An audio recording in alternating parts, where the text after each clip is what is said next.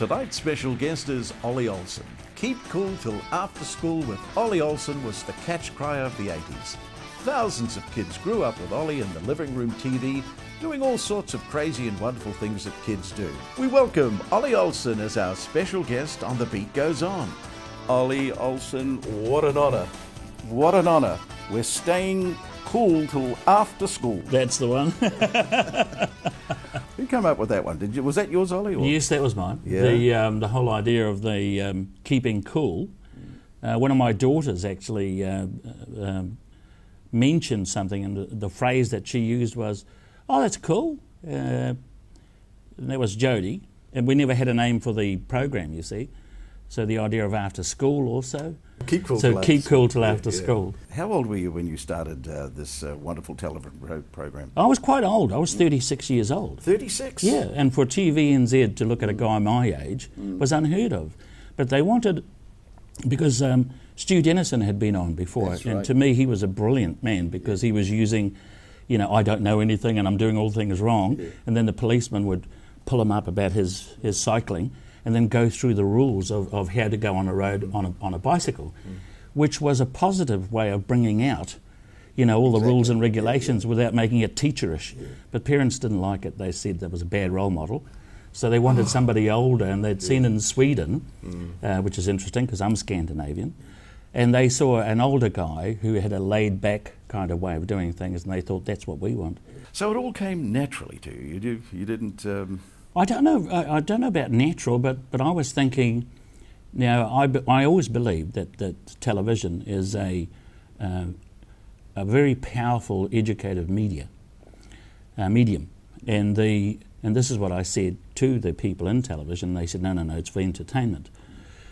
And in my mind, I thought, well, why would commercials be around? If it was just for entertainment. If it was just for entertainment.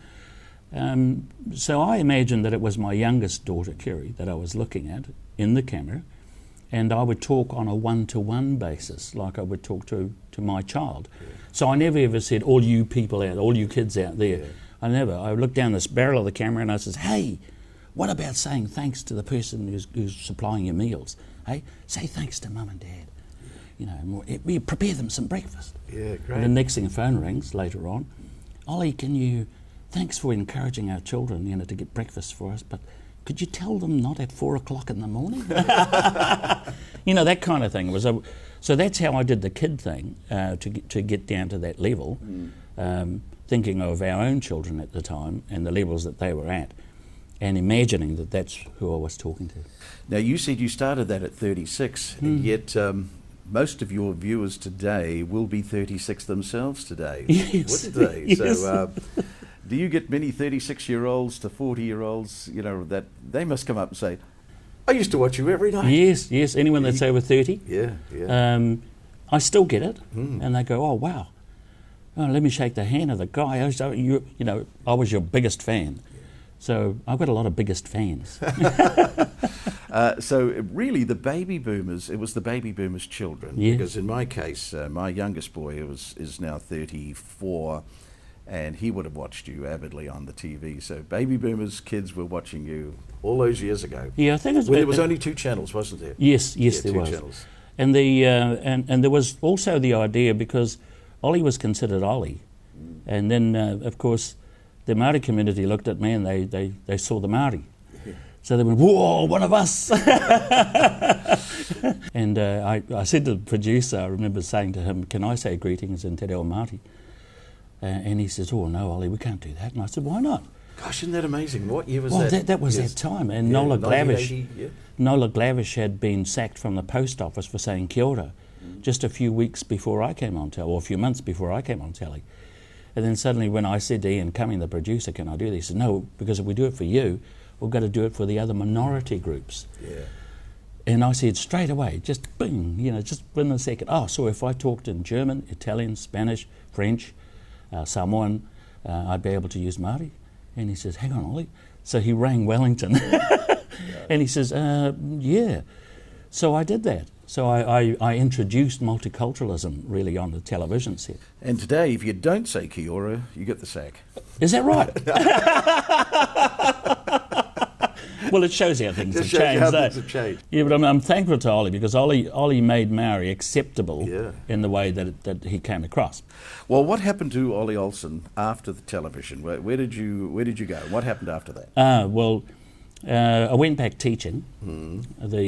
Gosh, you must have been the most famous teacher for the kids. Yeah, it kind of worked against me in a way because I was a television personality. So, and this is in secondary school as an itinerant teacher of Te Reo Māori and Tikanga Māori. Then I found a niche in tertiary teaching, and I was doing counselling as well through family court, private practice. Because I've always believed in a family unity, the idea of a family as a whole, really, really important. I think parenting skills are the most important skills in the world. Yeah.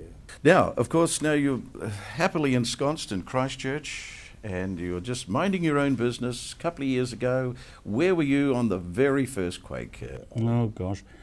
I remember waking up. Therese had already woken up. And her arm, I don't know whether she deliberately hit me or not, but it woke me up. And I have a breathing machine because I have sleep apnea. Yeah. And that's from a heart problem. And I immediately woke up like this, and the whole house was shaking. We had Korean students staying with us, and they were upstairs, 2 13-year-olds. And I immediately looked over to see how Therese was, ran to go to the door, couldn't even get out of the door. The house was shaking so violently. So I had to brace myself against the door and keep checking to see that Therese was okay. She was sitting on the bed at the time. And then as soon as the house stopped, I shot upstairs in my grundies and said to these two kids, because the lights wouldn't, the power had gone out, so it was in complete darkness.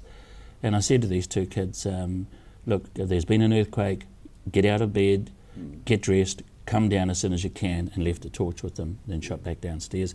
I got dressed myself. By the time I was dressed, they were dressed, and I'd shot outside, and the liquefaction was spewing up out of the ground like a fountain.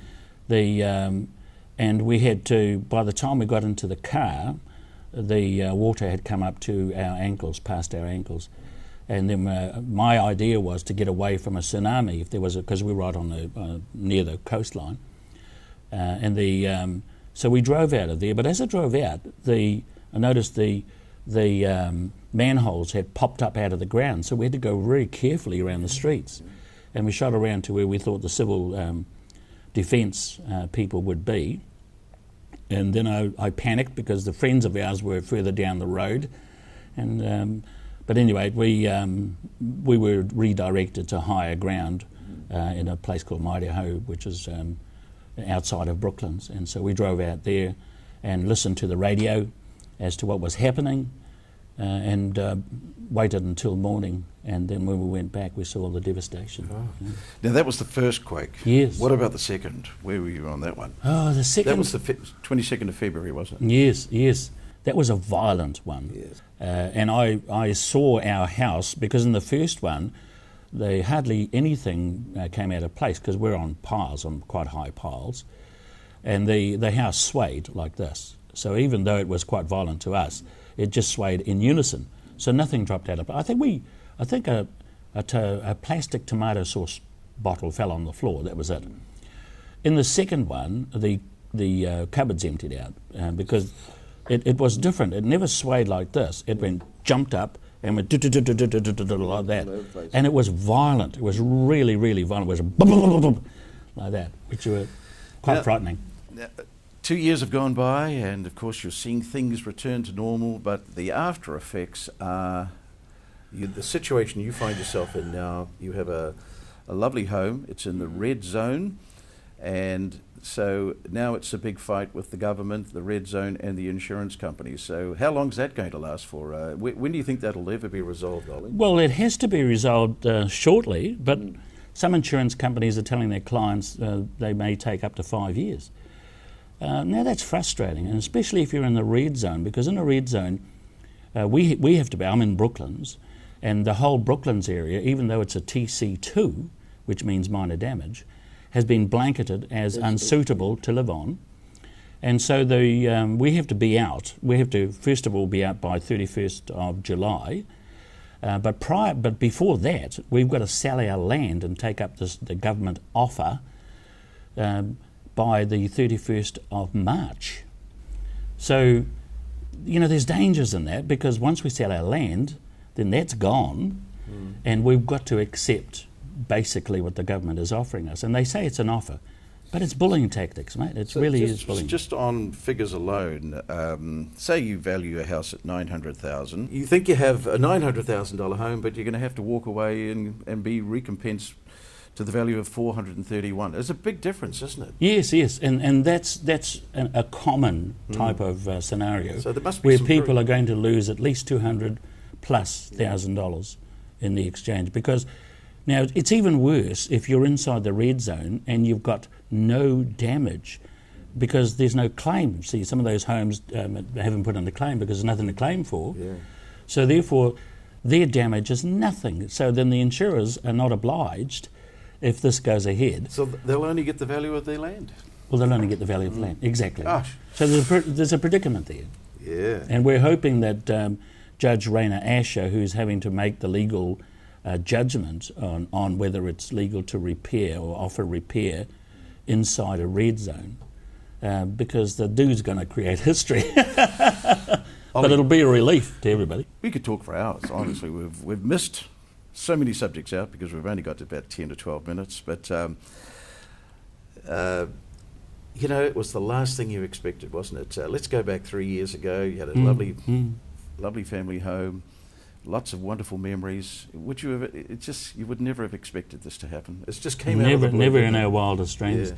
And now but here you are today. But what it's done is it's pulled Cantabrians together. Yeah.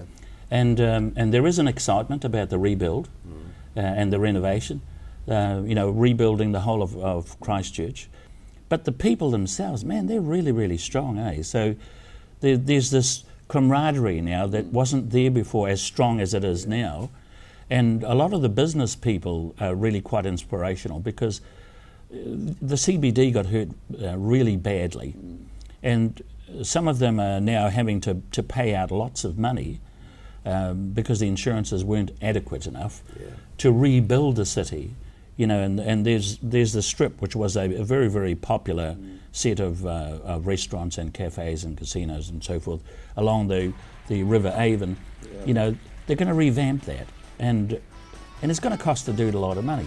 But because he believes in the whole scenario of Canterbury and the kind of vibrancy that's there, you know, it's going to be rebuilt. Ollie, thank you. All I can say is, stay cool till after the earthquake. Thanks, Jared. Thanks, Ollie. Thank you, Ollie. The beat goes on. We'll be back after the break with Kerry Adams from Music Planet and Artist of the Week.